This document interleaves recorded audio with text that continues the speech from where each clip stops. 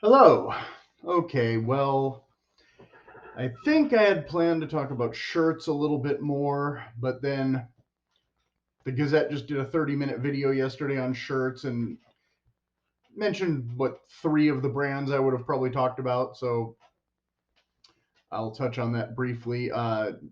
They didn't mention a couple, but they're more expensive typically, so you know, uh, maybe better, maybe better quality, slightly than LL Bean, but $30 more or whatever. So you can kind of do the math. Obviously, I've said in plenty of videos, that for casual shirts, LL Bean's kind of one of my go-tos, and their consistency has kind of fluctuated lately. Um, if you held them up against Eddie Bauer, I think they'd be pretty comparable, and you might find some Eddie Bauer cheaper, but they're both still going to be off the rack. They're still going to be small, medium, large, not fitted collars, not fitted sleeves. So you're probably going to want to, go up a size if you're worried about the collar being too tight. Um, I didn't bring in any shirts to do the show and tell. They had mentioned Charles Turret as another one of their kind of low end brands. But the nice thing about Charles Turret, as opposed to like a Van Heusen or something else you can find, more locally in America, is they always have a special. It's like 3 for $100, but they're 100% cotton. They're not going to be poly blend shirts most of the time. So the only thing with their, you got to watch out with a lot of the newer shirts now is the collars won't be big enough to fit a tie. They'll still work maybe with a bow tie, but a lot of sport shirts will really skimp on collars now. And the English really love the spread collars, which look just silly with a standard tie knot. You want a fatter tie knot, and I don't really like the look of the fatter tie knot most of the time. But a spread collar, you can also get away with a bow tie. So yeah, I mean, LL Bean for casual shirts is still reasonable, I think, and Charles Turret is pronunciation, might be a step up for casual to dressy. Now he mentioned Paul Frederick. Now again, Paul Frederick, you're looking at twice as much the price for a shirt. I think they still have a pretty good cotton range. He was talking about how they typically have bolder colors. That's true in their sport shirts, but then they still have dress shirts where you can get different color selections. But what he said about the brand before them, I didn't remember the name. He said that was pimp clothing. Well, a lot of Paul Frederick is pimp clothing too, and a lot of their cuts have kind of changed in the last couple of years. They've made their jackets too short. They've made the undersleeves too narrow, things like that. So I don't own a ton of newer Paul Frederick. In fact, the last couple things I bought from them, I think I returned immediately. Although I did have some success, and some of the vests I'm going to be talking about are from them. Now I'm not going to be posting all the same photos, but especially in my kilt albums, I had to put, or chapters, I had put several pictures of these tartan vests that I had bought before I was trying to pair them with kilts, and then I started trying to pair them with kilts, and it was very hit or miss. The odd vest thing, I'm going straight into vests now. That was the shirts segment for now. If you have any questions about shirts, we can get into it again later. I'll probably do another video. Uh, the odd vest thing I typically think of as an autumn thing more. There are some vests that I think work also in spring and that kind of thing. Like obviously the famous black watch is, kind of a universal pattern. A lot of people associate it with holidays, but this is also kind of an okay spring color. And the Paul Frederick vests don't taper as badly as some brands, so I can wear some of them with a kilt, but again, the bulkier kilts you can't do it at all, so it's kind of hit or miss. But also in some of those photos, this is of course their version of a Royal Stewart, but of course it has that much more darker red, and the green and the blue. Well, the blue I think is pretty much non-existent. They switched it out with black, and the green is kind of a darker green, so it doesn't really fit with the Royal Stewart, inexpensive kilt that I had first procured. That I thought, oh, this will go great together, and then you put them next to each other, and it's like, no, bad.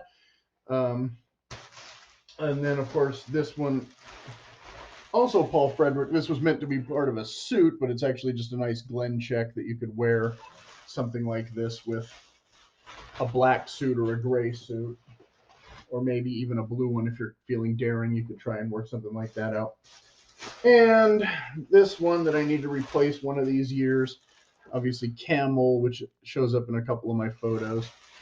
And this looks very nice with a tweed, augments almost any pattern just by its own simplicity. Hooray.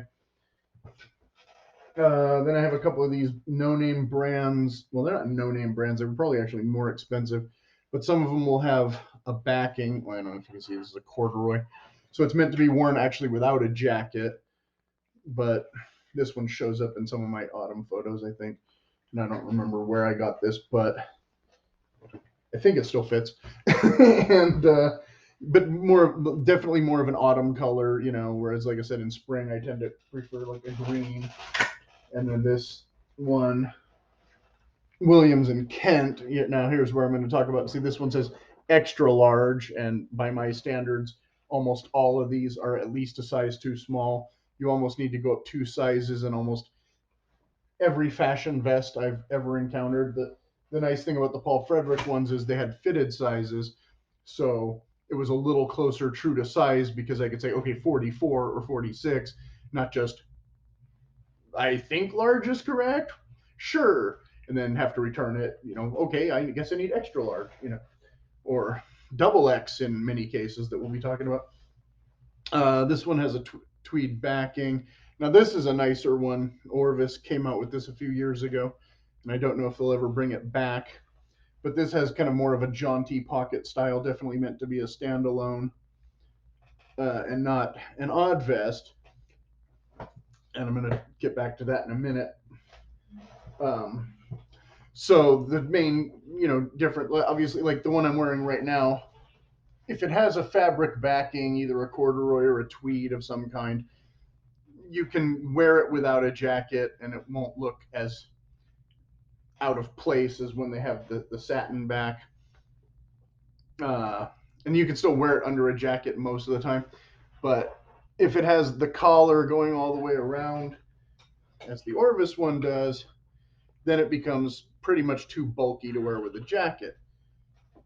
And in this case, is 2 sizes too small now, and so it has to be worn open, which doesn't really look great with this tab thingy. I might remove that, even though I like it as a feature. So what I've done with some vests, even though they came with a satin back, but they came with a collar going all the way around, like this one, which is like the worst of both worlds. So some of them I've taken them literally to the tailor and had them adjust it to this so I could wear it under a jacket. And this one, on the other hand, I want to wear alone, like the Orvis one that doesn't fit, even though this is a much cheaper brand. This one I'll have to find some fabric and actually have a tailor add that to the back. So fun, fun, fun. But if I'm wearing a budget kilt and not an expensive kilt, and I'm going to an outdoor function that I know is super casual and I don't really want to wear a super expensive tweed, then, sometimes I go to Amazon. And again, double XL for this brand. Anything on Amazon, size up at least one size. And if you're wearing with a kilt, expect that, the taper and the bulk might be an issue.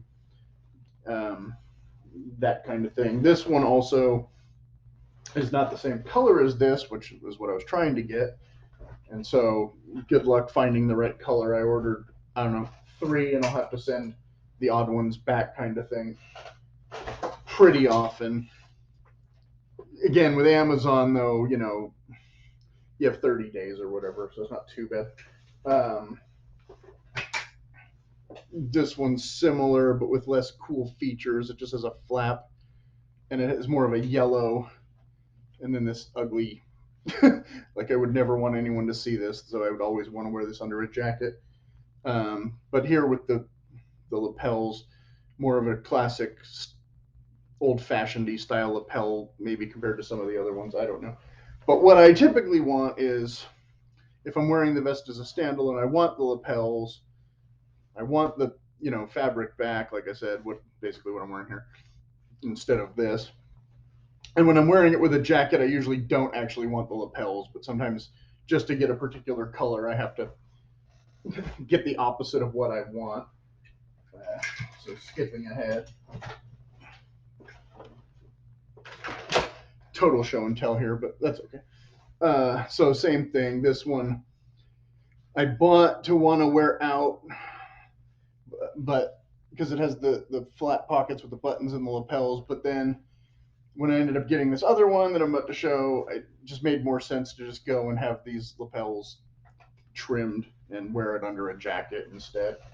Because I tried to order a green one. This was right before the shutdowns all kind of started, so the supply chain thing was starting to go crazy. So instead of the correct green one, I had been sent this blue one with a cloth back, but with no lapels. And obviously, I wasn't going to try and remove the lapels off of that one and put it on this one. So instead, this became my wear out in vest, even though it doesn't have the pockets with the flaps that I think look better without a jacket. So it's almost worst of both worlds every time you buy any kind of vest. But again, like I said, with the acrylic blend kilts, at least if I'm wearing an acrylic blend, not that I want to really endorse stuff that isn't real wool too much. This one might be wool. I'm not sure. This one might be a little higher quality, but doesn't really matter. No, polyester. So yeah. So again, poly blend thing. I hate poly blend, but again, it depends on where I'm wearing it. And so then, yeah, territory. I think I got another one here that's meant to be worn alone, but has no lapels, but does have a nice kind of flannel insert, so it's a little bit warmer than the acetate, a little bit nicer on this skin maybe. Not that you're really gonna feel if you're wearing a banded collar, maybe you'd feel it, but otherwise I don't think it'd be an issue. Um, but so yeah, just there's tons of options available. Is kind of the only point there. Again, this one a nice reputable I thought brand, the Irish one that I got. Again, no lapels, but much nicer buttons. I don't know if they still make these or not because I tried to get the green one and failed. But again, extra large, and that is being oh so generous. It's a it's a large at best. Now I don't mind necessarily the open vest look if you're going for that look. But I'd rather have a vest that fits and then I can choose to wear it open than a vest that just doesn't fit and claims to be extra large when a large vest should still mostly fit me. I shouldn't need an extra large or even a double XL. Again, territory, extra large. I had to go with the size on that one. But this one I could wear over a heavier shirt and it wouldn't look as bad. Now, I did try to get a custom one from USA Kilts. Now, they do kilt vests, and in the tartan section, they offered, do you plan to wear this with trousers? And so when I was ordering the thing, I got confused and thought I had checked that box. But in the tweed section, they don't offer that option. So what I had thought I had ordered was a tweed vest to be worn with trousers when I actually got a kilt vest, which is not the fabric I quite wanted, or the it was a whole snafu, a whole thing, and they ended up giving me, you know, they offered me like, how do we make this right? And I was like, well, it doesn't matter. I'll just wear it with a kilt. But if you're going to buy a vest from them, overall, for the trouser option, that was meant for when they were offering the trues, and the trues are very high waisted, and they've discontinued the trues. So if you're buying the tartan vest, you still might want to choose the long option, even if you've clicked to wear with trousers. If you have a regular or a pretty tall body, you definitely want to contact them and negotiate about the proper length if you plan to wear it with pants instead of a kilt. If you plan to wear it with a kilt, I think the regular size is pretty accurate. I tend to get the short. I think I mentioned this in the other video. I tend to get the short jacket with the regular vest, and it works out pretty well for me because I'm not that like long here. Whereas for a walking vest, like I said, this one was just never going to work. I can only use it with a kilt. So what, but it is a real wool tweed, and um, it's not it's not that they're not much thicker than, I mean, some of these, fake wool ones are a little bit thicker, but if you're, just no, it's got to be wool, it's got to be wool. Your custom options exist, but then you're looking, instead of the $40 to $80 range, you're looking at the $200 range. So that's kind of where that's at. Like I said, that brown Irish one, I think that was a wool one in the $80 range. I don't think it was that expensive, but I don't know if they still offer those. But like I said, there was no customizable features at all. Like USA, their lapels are optional. You can choose to get it without, the cloth back. You can swap out for the set. It's more customizable. So this is more or less what I ordered. Again, just kind of the wrong design fabric and the wrong length for what I wanted to use it for. Um, so is there anything else I really need to say about vests? Waistcoats. I'm not too sure that this isn't pretty well covered ground. So if anybody has any questions,